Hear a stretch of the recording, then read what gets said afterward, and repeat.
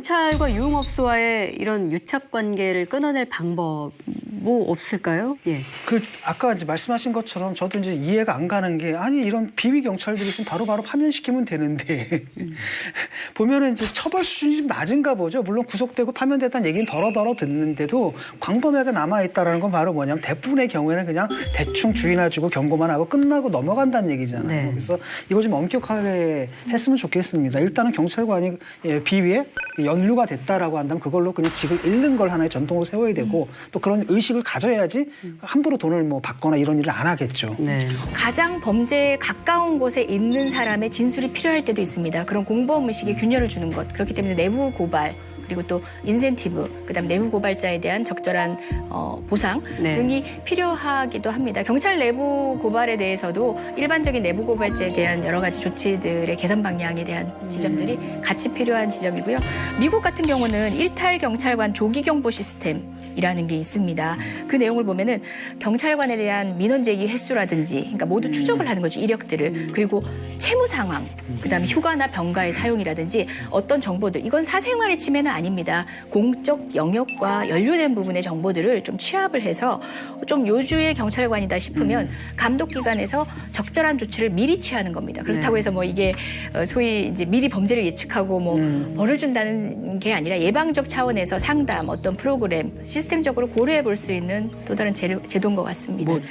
그 하나의 어떤 이 작은 예지만 그 수사비 현실화라든가 또 특히 특정 그 분야에 종사하는 그 경찰들이 있잖아요.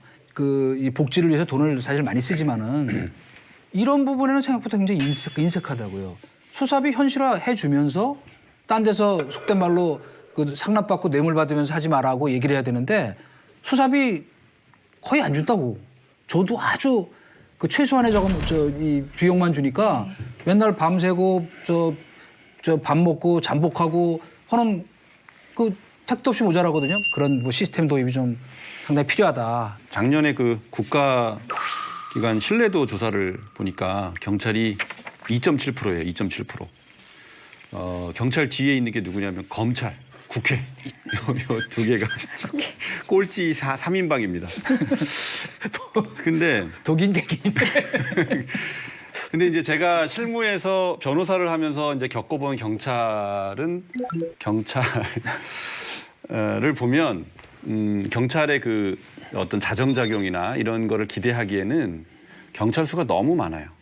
그러니까 조직으로 봤을 때, 조직의 크기로 봤을 때 상명이 하달될 때까지 이게 굉장히 복잡하고 별 사람들이 다 있을 거 아니에요. 그 많은 사람들 중에서는. 게다가 또 전부 국가경찰이잖아요. 그렇죠. 뭐 또 지방자치경찰도 아니고. 그러니까 이렇게 이제 시스템적으로 그래서 더 많이 연구가 필요한데 이렇게 이제 강남 3구 같은 데는 그래서 이제 제가 알기로는 순환보직이 다른 데보다 좀 더 빈번하게 일어난다 그래요. 이렇게 업주들하고 유착관계 같은 걸 좀 막을 수 있도록. 근데 그런 것들을 좀 더 강화를 해야 될 필요가 있겠고요.